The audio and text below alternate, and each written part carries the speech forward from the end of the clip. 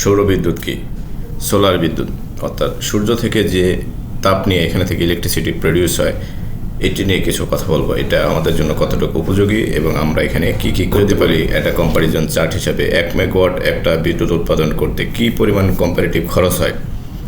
আমরা যদি ইনভেস্টমেন্টের দিকে দেখি, যেমন ডিজেলের 4 থেকে 7 কোটি টাকা খরচ হবে, এইচএফও প্ল্যান্ট যদি বলি 5 থেকে 8 কোটি টাকা, সৌরবিদ্যুৎ যদি বলি 7 থেকে 10 কোটি টাকা, গ্যাস যদি বলি 8 থেকে 12 কোটি টাকা, এবং জ্বালানি বিদ্যুৎ যদি বলি 15 থেকে 25 কোটি টাকা, এবং কয়লাতে হবে প্রায় 18 থেকে 25 কোটি টাকা।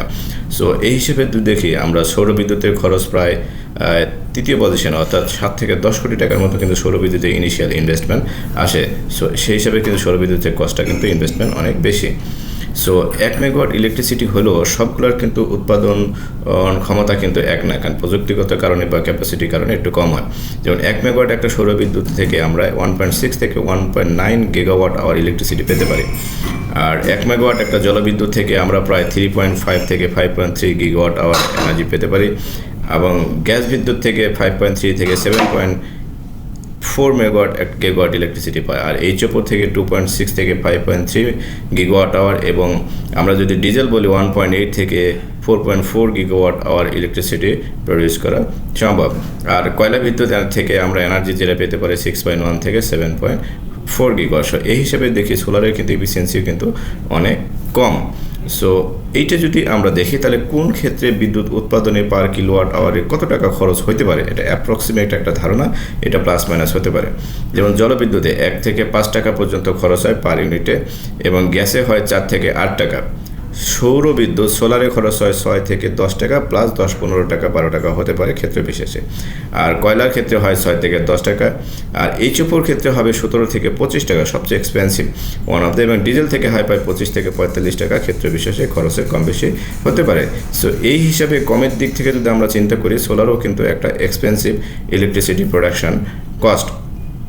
সো এখন আমরা কি করতে পারি, আমাদের জন্য কোনটা আদর্শ বা কোনটা সুইটেবল হবে কিনা সেটা হিসেবে দেখি। কম খরচের যদি আমরা যদি হাইড্রো বা gas is the very convenient, gas বা combine cycle power plant, common power plant আমাদের যদি হতে পারে, যদিও হাইড্রো এলিমিনেশন নাই। এরপরে কোল বেস পাওয়ার প্ল্যান্ট আমাদের জন্য অবশ্যই দরকার, এবং এর সাথে সাথে সোলার পাওয়ার ডেফিনেটলি আমাদের দরকার। বাট কীভাবে, কোন ক্ষেত্রে বিশেষে কী অ্যানালাইসিস করে আমরা ইউজ করতে পারি সেটাও আমরা একটু এখন দেখব।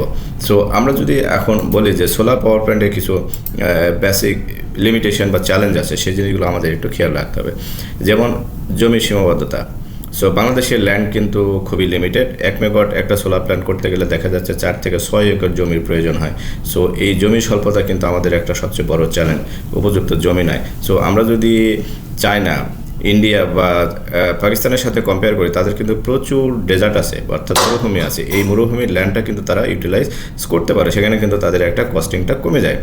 এবং সূর্যালোকের অনিয়মিততা, যেমন আমাদের জুন থেকে অক্টোবর পর্যন্ত এখানে একটা বর্ষাকাল, কখনো ইন্টেন্সিটি বেশি, কখনো মেঘলা আকাশ, কখনো সূর্যের আলো ঠিক মতো নয়, এই ধরনের একটা আমাদের তারতম্য দেখা যায়। সো এই হিসাবে দেখা যাচ্ছে আমাদের সোলার প্ল্যান্টের ক্যাপাসিটি প্রায় 15 থেকে 20% ম্যাক্সিমাম ক্যাপাসিটি ফ্যাক্টর হতে পারে।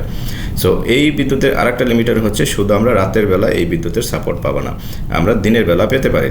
সো রাতের চাহিদা মেটাতে আমরা পারবো না, কিন্তু সন্ধ্যার সময় 6টা থেকে 10টা পর্যন্ত যে পিক আওয়ার আছে, এই সময় কিন্তু আমাদের আদার্স পাওয়ার প্ল্যান্টের প্রয়োজন হবে। আর একটা হচ্ছে, এর অল্টারনেটিভ হচ্ছে, আমরা রাতে যদি ইলেকট্রিসিটি পেতে যাই তাহলে আমাদের ব্যাটারি স্টোরেজ লাগবে। এই শক্তি সংরক্ষণ সীমাবদ্ধতা আমাদের কিন্তু অনেক লিমিটেড। ব্যাটারি স্টিল কিন্তু একটা এক্সপেন্সিভ একটা স্টোরেজ প্রসেস। সো এখান থেকে স্টোর করে আবার ইউজ করার মতো ইজি টেকনোলজি এখনও কিন্তু খুব একটা বেশি ডেভেলপ হয়নি। আমাদের সবচেয়ে বড় একটা হচ্ছে গ্রিড একীভূতকরণ। আমরা যদি স্টোরে করতে পারি, অথবা ডাইরেক্ট প্রোডাকশন যদি ন্যাশনাল গ্রিডের সাথে কানেক্টর দিতে চাই, এই কানেক্টেড ফ্রিকোয়েন্সির একটা ভ্যারিয়েশন আছে। এই কানেক্টরের কিন্তু স্ট্যাবিলিটি নিয়ে আমাদের যথেষ্ট কোশ্চেন আছে, কিন্তু হিউজ অ্যামাউন্ট যদি ইলেকট্রিসিটি সোলার থেকে গ্রিডে ট্রান্সফার হয়, তাহলে সোলারের গ্রিডের স্ট্যাবিলিটি ধরে রাখা আমাদের জন্য অনেক টাফ হবে। আর একটা হচ্ছে উচ্চ প্রাথমিক বিনিয়োগ, যেটা আমরা বলছি, যেমন ইনিশিয়াল বিনিয়োগ কিন্তু অনেক কস্টলি, যেখানে আমরা আগে দেখলাম প্রায় 7 থেকে 10 কোটি টাকার মতো কিন্তু এখানে খরচ হতে পারে 1 মেগাওয়াট একটা সোলার প্ল্যান্ট স্থাপন করতে। আর একটা হচ্ছে ট্রান্সমিশন অবকাঠামোর সীমাবদ্ধতা, সেখানেও কিন্তু আমাদের সঞ্চালন লাইন চালু, উপকূল, জলাবদ্ধতা, সীমাবদ্ধ সব কিছুই আমাদের এখানে আছে। এবং নীতিমালা এবং নিয়ন্ত্রক জটিলতা, সো অনুমোদন, জমি অধিগ্রহণ, পরিবেশের ছাড়পত্র, নেট মিটারিং সিস্টেম ইত্যাদি কিন্তু জটিলতা কিন্তু আমাদের ভিতরে থেকেই গেছে। সো অপারেশন ও রক্ষণাবেক্ষণের চ্যালেঞ্জের ক্ষেত্রে যদি আমরা বলতে নিয়মিত পরিষ্কার করা, ইনভার্টার রক্ষণাবেক্ষণ, সংরক্ষণ, এবং আমি বলে রাখি ইনভার্টারটা কিন্তু one of the expensive tools সোলারের মধ্যে। সো এই জিনিসটা কন্টিনিউয়াসলি মেনটেন করা আমাদের ডাস্ট এনভায়রনমেন্টের জন্য কিন্তু একটা চ্যালেঞ্জিং জব।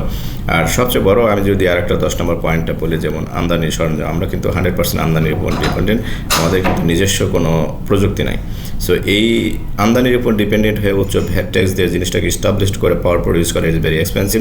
আমরা যদি পাকিস্তান, ইন্ডিয়া বা শ্রীলঙ্কা বা এবং আদার্স কান্ট্রির সাথে কম্পেয়ার করি, তারা কিন্তু own technology, own plant, own production resource use করে, তাদের কস্টিংটা কমে যায়। সো পরিবেশগত বর্জ্য এবং ব্যবস্থাপনা এটা আমাদের একটা বড় চ্যালেঞ্জ। কারণ পরিবেশগত বর্জ্য বলতে আমরা কী বলছি, যেমন এই সোলার প্ল্যান্টে যে একটা শেলফ লাইফ পরে, এটা কোথায় ফেলবো, কীভাবে রিসাইকেল করবো, এটাও কিন্তু আমাদের জন্য one of the biggest challenge. So এইসব সীমাবদ্ধতার দিক দিয়ে যদি আমরা কম্পেয়ার করে দেখি যে পাকিস্তানে কস্ট, টোটাল কস্ট কিন্তু প্রোডাকশন কম, ইন্ডিয়াতে কম এবং চায়নাতে কম, বাংলাদেশে কস্ট প্রায় ডবল, ইন্ডিয়া চায়নার কিন্তু প্রায় ডবল। যেখানে চায়নাতে প্রায় 4 টাকা 5 টাকা, ইন্ডিয়াতে 6-7 টাকা, পাকিস্তানে 7-8 টাকা খরচ হয়, কিন্তু বাংলাদেশে প্রায় 10 টাকার উপরে কিন্তু এই প্রোডাকশন কস্ট পড়ে যায়, ডবল অলমোস্ট। এর ওয়ান অফ দ্য কারণ আমাদের জমিটাকে উচ্চ প্রাইসে অধিগ্রহণ করতে হয়, আমাদের ট্রান্সমিশনের কিছু লিমিটেশন আছে, আমাদের যন্ত্রপাতি আমদানি করতে হয়, সব কিছু মিলে কিন্তু আমাদের একটা চ্যালেঞ্জিং সিচুয়েশানে কিন্তু আমরা সৌরবিদ্যুৎ নিয়ে আসি। তাহলে আমরা এখন কী করব? হ্যাঁ, আমরা সৌরবিদ্যুতে যাব। সৌরবিদ্যুতের জন্য আমাদের প্রথম হচ্ছে ছাদভিত্তিক সৌরবিদ্যুৎ। এই ছাদভিত্তিক সৌরবিদ্যুৎ করার জন্য আমাদের ইনিশিয়ালি কিন্তু ছাদ ডিজাইনের দিকেও একটা নজর রাখতে হবে। তো এই ছাদভিত্তিক সৌরবিদ্যুৎ আমরা করতে পারি, ডে টাইম নিব, আমরা সোলার ইউজ করবো, রাতে আমরা ন্যাচারাল গ্যাস থেকে আমরা পাওয়ারটা নিব, অর্থাৎ অ্যাক্টিভ এবং প্যাসিভ লোডের ক্ষেত্রে গভর্নমেন্টের প্ল্যানিং থাকতে হবে। আর একটা হচ্ছে যে সৌর সেচ পাম্প, অর্থাৎ পানি সেচের ক্ষেত্রে যেটা আমরা দিনের বেলা এটা কাজে ইউজ করতে পারি। শিল্প অঞ্চলে ছাদে দিনের বেলা ডে লাইট, সানলাইট আমরা ইউজ করতে পারি। প্রত্যেকটা অফিস আছে day light, Sunlight, that is more easy এবং নেক্সট ওয়ে।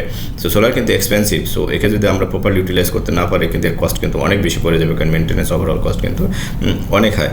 সো এই বিষয়টাও কিন্তু আমাদের খেয়াল রাখতে হবে। সো গভর্নমেন্টের যে ইনিশিয়াল প্ল্যান, যে হাউস হোল্ডে তারা 30,000 মেগাওয়াট সোলার প্ল্যান্ট প্রডিউস করবে। সো এখানে কিন্তু আমরা দেখি 2022 সালে একটা সেন্সাসনে বাংলাদেশে দেখা যাচ্ছে প্রায় 4 কোটির মতো একটা হাউস হোল্ড আছে যেখানে সোলার প্ল্যান্ট ইনস্টল করা যায়। তো 4 কোটিতে আমরা করতে পারবো না, এর যদি 70% আমরা ধরি, প্রায় 2.8 crore হাউস হোল্ডকে যদি আমরা সোলারের আন্ডারে নিয়ে আসি, সেখানে অন অ্যান এভারেজ যদি আমরা দেখি সোলার পার হাউস হোল্ড 1 কিলোওয়াট যদি পার হাউস হোল্ড একটা করে সোলার প্ল্যান্ট বসানো হয়, সেখানে টোটাল প্রায় দেখা যাচ্ছে 28,000 মেগাওয়াট ইলেকট্রিসিটি প্রডিউস করা সম্ভব এই 2.8 crore হাউস হোল্ড থেকে। যদি 2 কিলোওয়াট করে বসানো হয় পার হাউস হোল্ড, সেখানে প্রায় 57,000 মেগাওয়াট, এবং 3 কিলোওয়াট করে বা 86,000 মেগাওয়াট ইলেকট্রিসিটি প্রডিউস করা সম্ভব।